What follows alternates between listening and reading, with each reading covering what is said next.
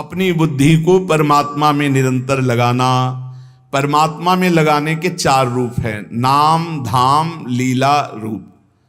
जो नाम रूप लीला धाम है, इनमें सबसे सहज सरल नाम है, क्योंकि धाम भी सब कोई वास नहीं कर सकता। नाम जहां जो हो, जहां हो जो हो, बालक वृद्ध स्त्री पुरुष पढ़ा लिखा मूर्ख कोई भी हो, नाम जब सबको भगवत प्राप्ति करा देता है। गोस्वामी श्री तुलसीदास जी महाराज विनय पत्रिका में कह रहे हैं, बहुत जोर की बात है, कह रहे हैं कि नाम राम रावरोई हित मेरे स्वार्थ परमारथ साथिन सो भुज उठाई कहों तेरे नाम राम राव रोई हित मेरे।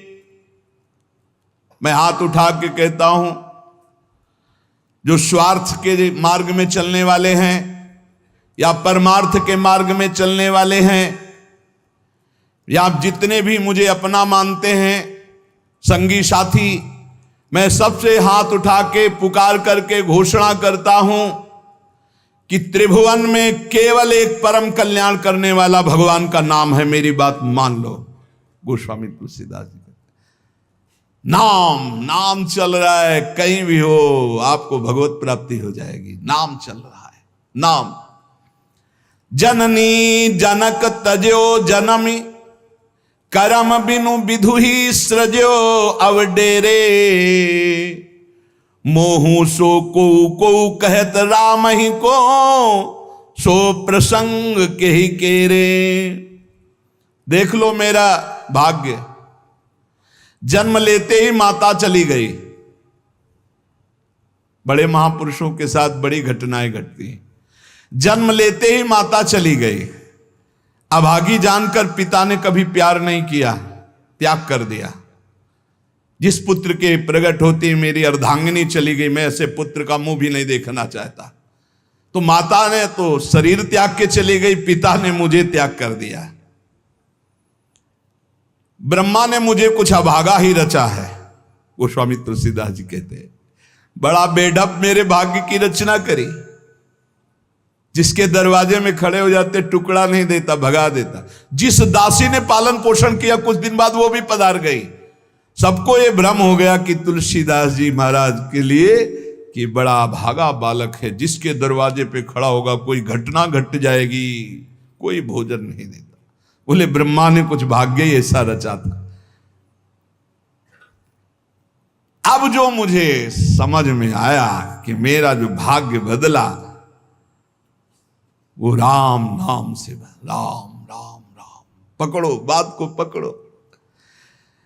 अब तो कोई कोई कहता है कि तुलसी राम का है। अब अभाग्य मिट गया। बड़े बड़े बादशाह ताज उतार कर रखते हैं। जानते हो ये सब क्यों हो रहा है? क्योंकि हमने राम नाम का आश्रय ले लिया। अब खूब राम राम राम राम जपता हूं, उसका परिणाम हुआ कि सब कोई सम्मान देता है, सब ताज उतार के रख रहे हैं, प्रणाम नमस्कार, दुनिया वाह वाह। क्यों? क्योंकि राम राम जपता हूं, राम का हूं, इसलिए। बात समझो। अगर पकड़ पाओ, कह रहे हाथ उठा के कह रहा हूं, जन्म से अभागा कहा गया, मां पधार गई, पिता त्याग दिया। संसार के लोग कहते अभागा है, लेकिन राम नाम का प्रताप ऐसा उदय हुआ। मोहू से को कहत राम ही को सो प्रसंग कह के रे। उसी नाम के बल से लोग अब कहने लगे तुलसी तो राम का है।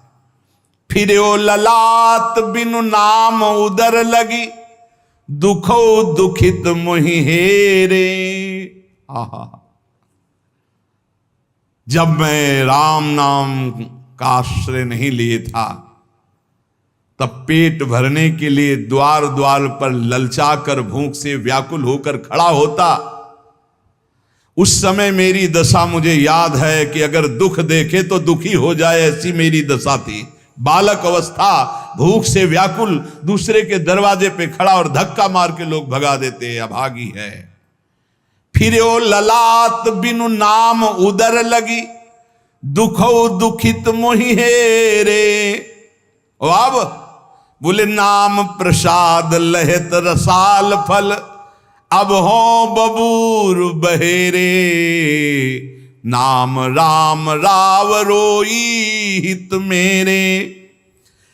जब नाम जब शुरू हुआ तो नाम की कृपा से क्या हुआ कि बबूल और बहेड़े के जो वृक्ष थे अब उनमें आम लग गया। मान लो मेरा जीवन बबूल का पेड़ था, बहेड़े का पेड़ अपवित्र माना जाता है, लेकिन उसमें आम लग सकता है, लेकिन लग गया क्योंकि मेरा जीवन ऐसा था। आज परमानंद की बाढ़ आ रही। बोले वे किसके बल से? बोले राम राम राम, नाम के बल से आई। नाम प्रसाद लहत रसाल फल, रसाल माने आम का फल। अब हो बबूर बहेरे। पहले तो मैं कैसा था? बोले बबूल का पेड़, काटा ही उगेगा, दुख ही मिलेगा। जब नाम का जप शुरू किया तो उसी बबूल में रसाल लग गया, आम का फल अर्थात महान आनंद। साधत साधु लोक परलोक ही, सुनि गुनि जतन घनेरे। तुलसी के अवलंब नाम को, एक गांठ कई फेरे। नाम राम राव रोई हित मेरे। संत जनों ने, शास्त्रों ने जब कहा कि जीव के समस्त दुखों को मिटाने में समर्थ है नाम, बस उसके अनुसार हमने पकड़ लिया, नाम जप करना शुरू कर दिया। उनकी बात मान करके जब नाम जप किया तो लोक परलोक सब बन गया। हरिवंश महाप्रभु कहते यही परलोक सकल सुख पावत, मेरी सो भैया कृष्ण गुण संचु। इस लोक और परलोक में समस्त सुख आपका वर्ण कर लेंगे, मेरी बात मान लो, मेरी कसम है तुम्हें, तुम नाम जप शुरू कर दो। अगर दुख से निपटना चाहते हो, तभी लोग कहते हैं बाबा का हर प्रश्न का उत्तर नाम होता है। इसलिए नाम है कि एकमात्र समर्थ नाम है जो सारे पापों को मिटा दे। पापों से ही दुख मिलता है। ऐसा कोई पुण्य नहीं है जो इतना समर्थ हो कि हमारे जमा के जमा गोदाम पापों को नष्ट कर दे। वो नाम, नाम संकीर्तनम यस्य सर्व पाप नाश, समस्त पापों का नाश नाम से। लोक परलोक बनाना है तो संतों से सुना, शास्त्रों में सार बात पकड़ी, नाम कीर्तन, नाम जप। अब तुलसी ने तो एक ही सहारा पकड़ लिया है, राम राम राम, एक ही अवलंबन। जैसे गांठ तो एक ही होती है, लपेटा उसमें 100 मार दिए जाए, ऐसे ही साफ शास्त्र है, मेन बात है, पॉइंट की बात है, नाम जप। यज्ञानाम जप यज्ञोष्मी, जितना नाम जप कर लोगे उतने ही सुखी हो जाओगे। बात को पकड़ लो। गोस्वामी तुलसीदास जी कहते हैं, तो श्री तुकाराम जी महाराज कहते हैं, संदेह मत करो, वही एकांतवास सफल है जो समाधि में है। समाधि कैसी है? नाम की समाधि, नाम का ध्यान, 2 अक्षर राधा, वही गूंज रहा है। अब समाज में बैठे हो तो एकांत, एकांत में बैठे हो तो एकांत। और अगर नाम जप नहीं चल रहा तो श्री तुकाराम जी महाराज कह रहे हैं केवल एकांत में बैठे रहना प्रमाद है। एकांत में समय व्यतीत पड़े हैं वो प्रमादी है। तो कहा ऐसे एकांतियों को, जैसे सांप भी तो बिल में रहता है, गुफा में चूहा भी रहता है, पीछे आपने चर्चा सुनी, क्या उनको भगवत प्राप्ति हो जाती है क्या? हाँ, नए साधक को चाहिए कि कुछ समय एकदम शांत, जैसे आप लोगों के पास कुटिया है, कमरा है, एकांत कमरे को अपना गुफा समझो, सेवा और वाणी पाठ आदि किए, कुछ समय तो एकांत मिलता ही है। उस समय बैठ करके मन को प्रभु के चिंतन में, कई बार हम कहते हैं कि आप कहाँ हो, हजारों बार यहाँ सत्संग में कहते हैं नाम चलाओ, अंतर्मुख। जब हम सेवा में लगे हैं तो नाम चिंतन चल रहा है, जब सेवा से विलग हैं तो एकदम समाधिस्थ हैं, एकदम आनंद, नाम चल रहा जी। ठाढ़े बैठे परे उताना, कबीर काहे हम राय ठिकाना। चिंतन ही हमारे जीवन का सार है, इतनी बात समझ लो। अगर आपका चिंतन नहीं चल रहा, हम कोई महत्व नहीं रखते, इन सब बाहरी बातों का महत्व नहीं रखते, ध्यान रखना। खास बात है आपका चिंतन क्या चल रहा है। हमारे हृदय को प्रसन्न करने वाली सबसे बड़ी सेवा है आपका चिंतन। अचानक दृष्टि आपके चेहरे में पहुंचे और आपकी नेत्र दिखाई दे रहे अंतर्मुखता में, एक हृदय में शीतलता आ जाती है, हाँ काम हो गया। अगर साधक ऐसे चलेगा तो बहुत जल्दी काम हो। मुख बरनत हरिवंश, चित्त नाम हरिवंश रति, मन सुमिरन हरिवंश, यह जो कृपा हरिवंश।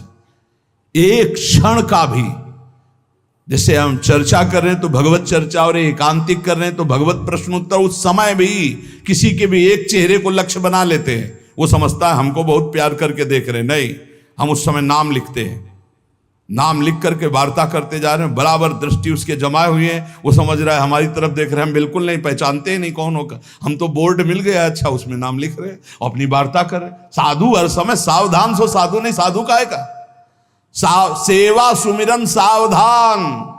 इसलिए हम माइक से गरज के कह रहे हैं कि हम कभी भी किसी से पूछ सकते कहां हो।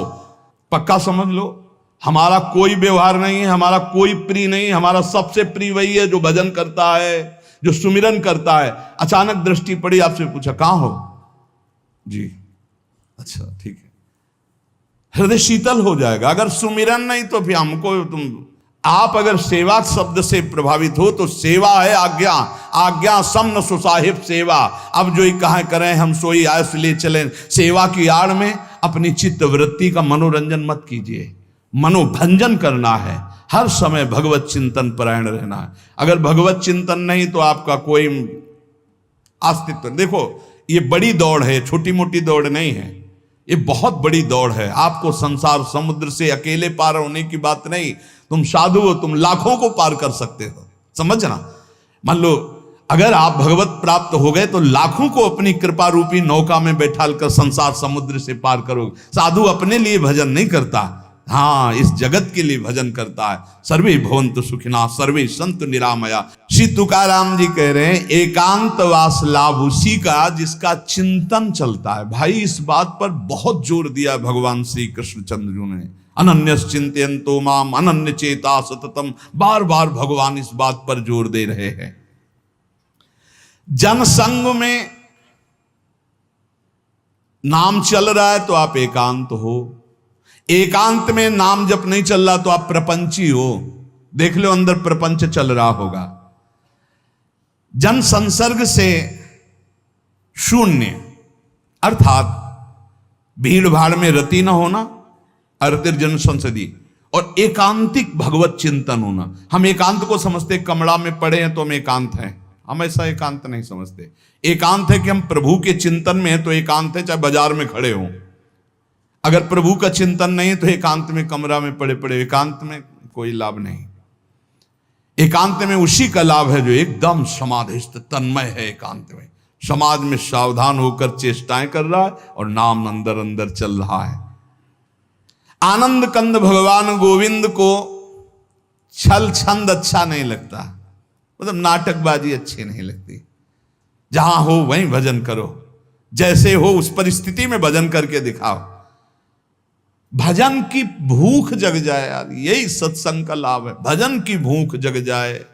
एकांत का तात्पर्य है प्रभु की शिवा और कुछ सुमिरन में ना, प्रभु के चिंतन में डूबना। ए भाई समझो, सत्संग सुन रहे हो उसको पकड़ो, अपने हृदय में बार बार चलाओ। देखो ये अंदर से बात समझ लीजिए, हम उसे बहुत जी जान से प्यार करते हैं जो भजन करने वाले हैं। हम जिन साधकों को देखते हैं कि अपनी सेवा दिनचर्या और भजन किसी से मतलब नहीं, ऐसे ऐसे साधक हैं कि एक एक दो दो वर्ष हो गए हमने कभी उनसे राधे श्याम हमारी उनकी नहीं हुई होगी। और आप सच्ची मानिए एक दिन भी ऐसा नहीं जो हमारे चिंतन में ना आते हो, चिंतन के द्वारा उनका पोषे। और हमारे पास हो अगर भजन नहीं करते तो सच्ची मानिए हम जानते भी नहीं हैं। अभी आप हमें अंदर की बात, जैसे वो कह रहे थे कि हम जान गए आपको, तो हम कहा नहीं जाने हो, जान जाओगे तो प्रेमानंद बन जाओगे, प्रेम और आनंद प्रिया और लाल के रूप में डूब जाओगे। ये हमारे गोविंद आनंद कंद सच्चिदानंद प्रभु को ये छल छंद अच्छे नहीं लगते, उनको तुम छल कपट में नहीं फंसा सकते। एकांत निष्ठ भक्त उसका मतलब हम तुरंत ले जाते हैं कमरा एकांत, गुफा एकांत, नहीं, एकांत हृदय, एकांत निष्ठ भगवान के चरणारविंद में। शाब्दिक एकांतिक में मत जाइए कि शब्द का एकांत, कि भाई शोरगुल नहीं हो रहा, मैं एकांत कमरे में पढ़, नहीं नहीं, आंतरिक एकांत में। अकेले चुपचाप बैठे रहना एकांत नहीं कहता, भगवान में खोए रहना एकांत कहता। इसको समझिए, प्रभु में खोए रहना, एकांत वास का तात्पर्य सच्चिदानंद प्रभु में खोए रहे। तो सत्संग, नाम कीर्तन, नाम जप, भगवत सेवा, इन्हीं से असली एकांत मिलता है, हृदय का एकांत। हृदय रूपी गुफा में हर समय चित्त चिपका हुआ है प्रभु के चिंतन में। कितना अपार आनंद है जब हर समय मंत्र की बार बार आवृत्ति होती, नाम। जो न तरय भव सागर, अस समाज नर पाए, स्वत निंदक मंदमति आत्म हनन गति जाए। श्री तुकाराम जी महाराज कह रहे हैं कि जीव में एक अहंकार होता है, यही आत्मज्ञान को ढके हुए है, यही भगवदानंद को ढके हुए। अहंकार तामस वृत्ति से टिका रहता है, तमोगुण का लक्षण है अहंकार। इस तमोमय अहंकार में इसके बहुत प्रकार हैं। मैं स्त्री हूं, मैं पुरुष हूं, मैं विद्वान हूं, मैं धनवान हूं, मैं कुलवान, बहुत तरह के अहंकार हैं। सब अहंकार के भेद ही हैं। ये मैं देह हूं, ये मुख्य अहंकार बनता है जाकर, मैं देह। इस मलिन अहंकार से उज्जवल अहंकार ढक गया कि मैं ब्रह्म हूं, ये ढक गया। देह मैं हूं कहने के साथ ही लाखों चिंगारियां अहंकार की प्रकट हो गई। मैं रूपवान हूं, मैं धनवान हूं, मैं विद्यावान हूं, मैं गुणवान हूं, मैं कीर्तिवान हूं, मैं त्यागी हूं, अहंकार। मैं अमुक देश का, अमुक भाषा का ज्ञान, अमुक धर्म का ज्ञान, अमुक जाति का, अमुक वर्ण का, अमुक कुल, आदि आदि, अहंकार। प्रकृति के स्वभाव में हर्ष और विषाद, स्तुति और निंदा, मान और अपमान, ज्ञान और अज्ञान, ये सब अहंकार के कारण ही भोगने पड़े। अहंकार। प्रकृति से परे जो परमात्मा है, तब तक आंख उठाकर उसकी ओर नहीं देख सकते जब तक अहंकार है। तुकाराम जी महाराज कह रहे हैं, परमात्मा के और तुम्हारी दृष्टि के बीच में जो पर्दा लगा हुआ है वो अहंकार। जब तक ये अहंकार नष्ट नहीं होगा तब तक भगवान की तरफ आंख भी नहीं उठा सकते हो। दर्शन पाने की बात जाने दो। बहु धन त्याग कर सकते हो आप, बहुत बाहरी आडंबर दिखा सकते हो आप, लेकिन ये अहंकार तब भी पुष्ट होता रहेगा। मैं धन त्यागी हूं, तब भी आप परमात्मा का साक्षात्कार नहीं कर सकते। ये अहंकार सर्वथा दूर तब तक नहीं होता जब तक भगवत कृपा से गुरु कृपा नहीं होती। गुरु कृपा। तभी तो तुकाराम जी के पीछे चैत्र में सुनाओ छटपटा रहे थे कि गुरुदेव मिल जाएं, गुरुदेव मिल जाएं।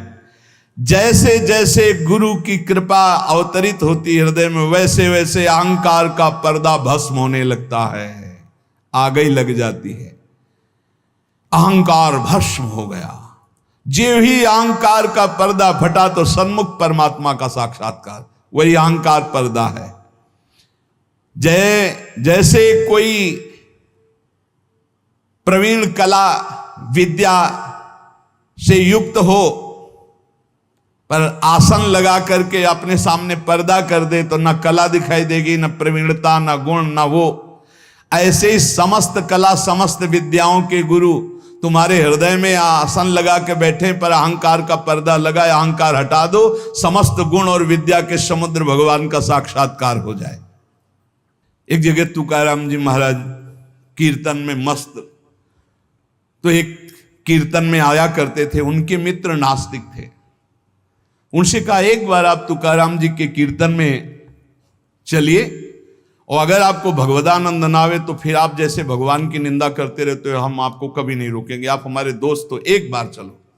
जो ही गए तो तुकाराम जी की वो झांकी देखकर आंखों से अश्रु प्रवाह और नूपुरों की ध्वनि, राम कृष्ण हरि राम कृष्ण, वो तो लौट गया चरणों में।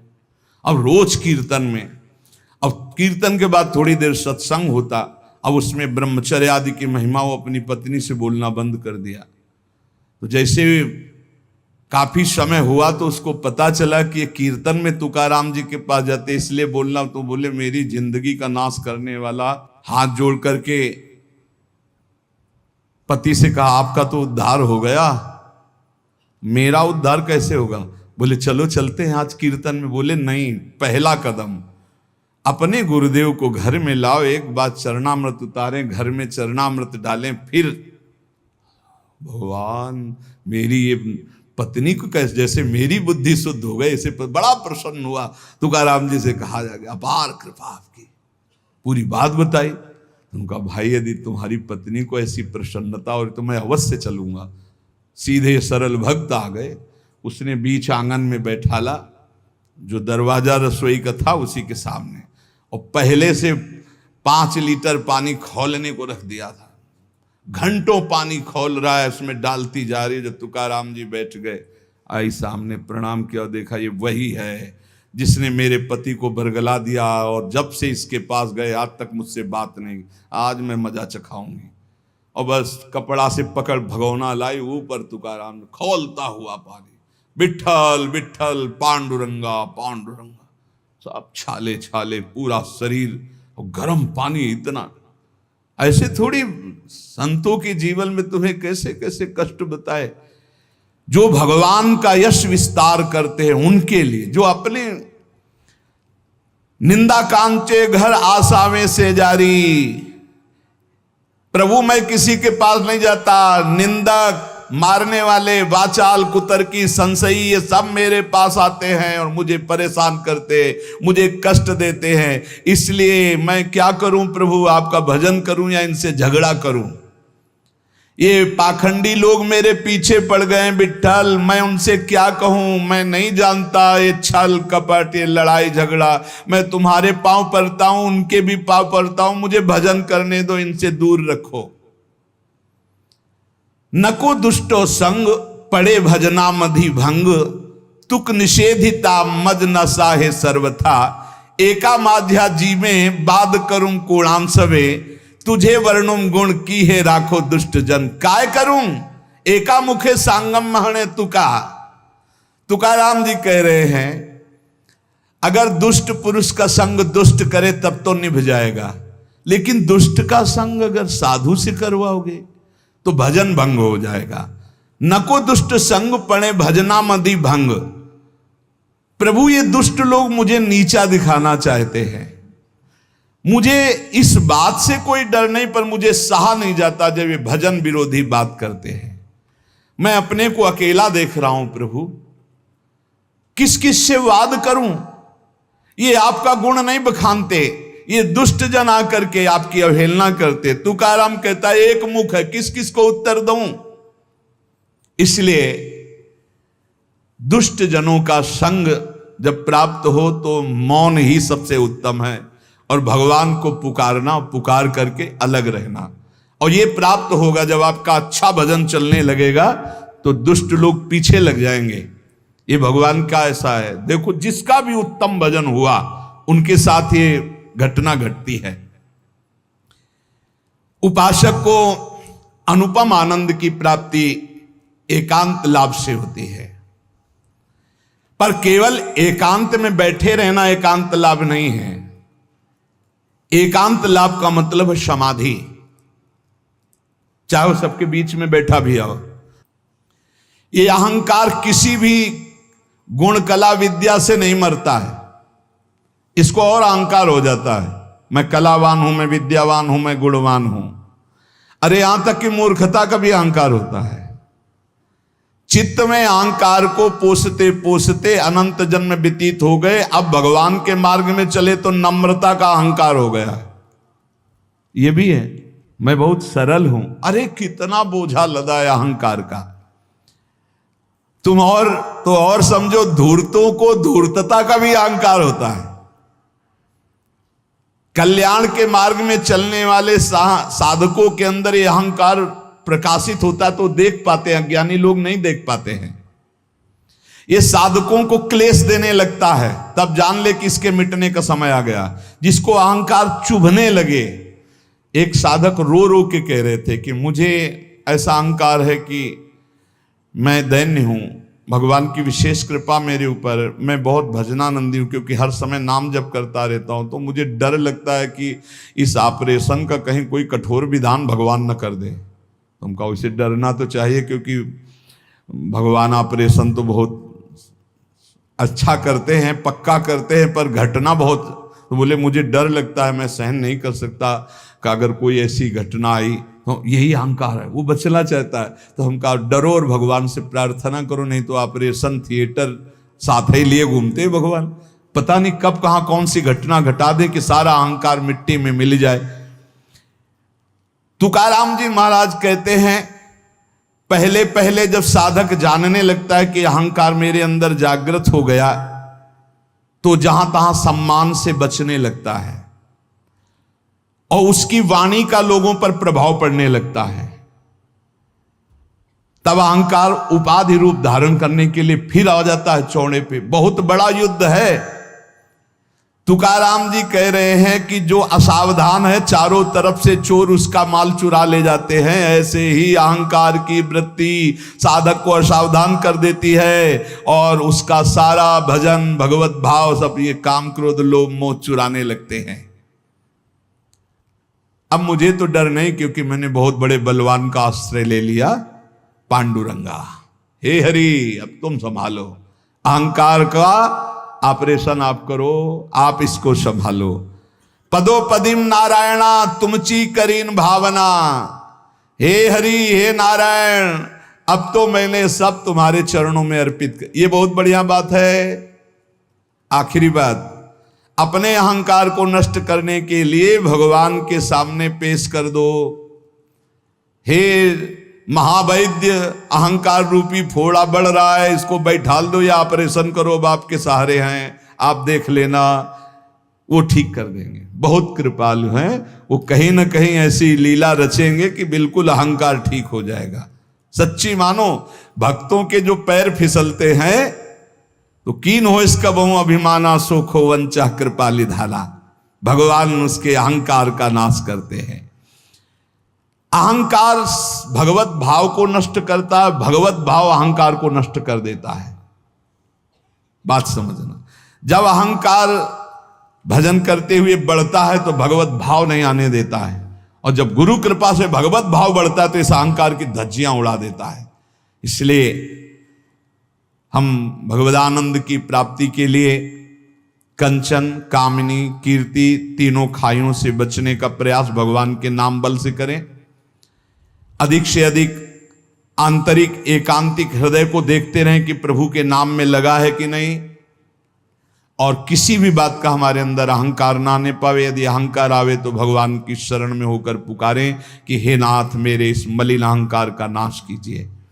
अगर हमारा जीवन सावधानी पूर्वक गुरु कृपा से चलता रहा तो इसी जीवन में अहंकार नष्ट हो जाएगा और भगवान का साक्षात्कार हो जाएगा, जो जन्म जन्म की बिगड़ी बन जाएगी। समस्त साधकों से गृहस्थ विरक्त सबसे प्रार्थना है, रोज के सत्संग का सार विषय है कि आप अभी तो सत्संग सुन रहे हैं, लेकिन इसके बाद आपका चिंतन क्या है। आप जब यहाँ से चलते हैं तब आपका चिंतन क्या है, आप जब घर की दिनचर्या में होते हैं तब आपका चिंतन क्या है। ये कोई संसारी ड्यूटी नहीं कि आप कथा सुने, आप बाणी पाठ के, इसके बाद आप फ्री हो गए, आपका काम हो गया, आप हर समय मनोरंजन सांसारिक चिंतन नहीं। भाई, हमें हर समय सावधान, यहां तो सावधानी है ही, क्योंकि समूह में हो, एकांत में विशेष सावधान रहकर नाम जप करो। देखो, नाम जप चल रहा है ना, कोई भी विषय आपको नहीं बांध पाएगा। हम कई बार कुछ साधकों से कहते कि विषय सेवन तभी बांधता है जब आप नाम जपने का, अगर आपके अंदर चल रहा है राधा वल्लभ श्री हरिवंश, राधा वल्लभ श्री, आप प्रसाद पा रहे हो, आपको स्वाद नहीं बांध पाएगा। कोई भी भोग, कोई भी विषय तभी बांधता है जब आपके बीच में भगवत स्मरण नहीं होता। इसलिए हम कहते हैं चिंता मत करो, चिंतन करो, नाम को बार बार पकड़ो। नाम पकड़ लो, विषय के बीच में रहते हुए भी विषय आपको नहीं बांध पाएगा। बस बात समझना है। जब समझ में नहीं आता हो, हम डरते हैं तो हम कहते हैं विषय फेंक देते हैं। इस विषय को फेंक दोगे, लेकिन इसका जो राग चिंतन है, समझो, तन छाड़े मन गही रहे दोनों ही दुख होए। बात को समझिए, साधक समझता नहीं। तन छाड़े और मन गई रहे तो दोनों ही दुख होए, और रसबल छूटे जो विषय तब ही तो सुख होए। समीप है ये विषय, लेकिन अंदर से भगवत चिंतन का आनंद है, ये विषय क्या कर लेगा। अब बाहर से फेंक दियो, अंदर से इसका चिंतन हो रहा है तो बहुत दोनों ही दुख होए। उपासक नाम न छोड़े। जब उनसे कहते ना ऐसा कैसे हो सकता है, करके तो देखो ऐसा होता है, ऐसा ही होता है। विषयान गृहणंत मुंचंत, वह स्थिति तभी आएगी जब आप नाम में स्थित है, नाम में आपका मन स्थित है। अब आप विषयों का बीच में है तो भी कोई सेवन हो रहा तो कोई फर्क, त्याग हो रहा तो कोई फर्क नहीं। आप इस स्थिति को प्राप्त करने के लिए नाम पर ध्यान दीजिए। नाम जब चलेगा तो रमा बिलास राम अनुरागी, तजत बमन जिम जन बड़ भागी। इसलिए भाई चूकिएगा नहीं, बहुत महिमामय समय है। खूब नाम जप करके भगवदानंद की प्राप्ति की जाए। इसी जन्म में प्रिया प्रीतम से हाँ बिल्कुल आमने सामने उनके चरणों में लौटे, उनकी सेवा। ये घर के लोग हैं, ललिता विशाखा चंपक चित्ता, ऐसा अपने परिवार है, वहां चलना है। हम भूल से आ गए संसार में, अब हमें अपनी भूल मिटाकर फिर धाम पहुंचना है। बिल्कुल नजदीक आ चुके हैं, बस दरवाजा क्रॉस करो, चिदानंद धाम में प्रवेश हो जाएगा। शेष चर्चा आगे। श्री राधा वल्लभ लाल की।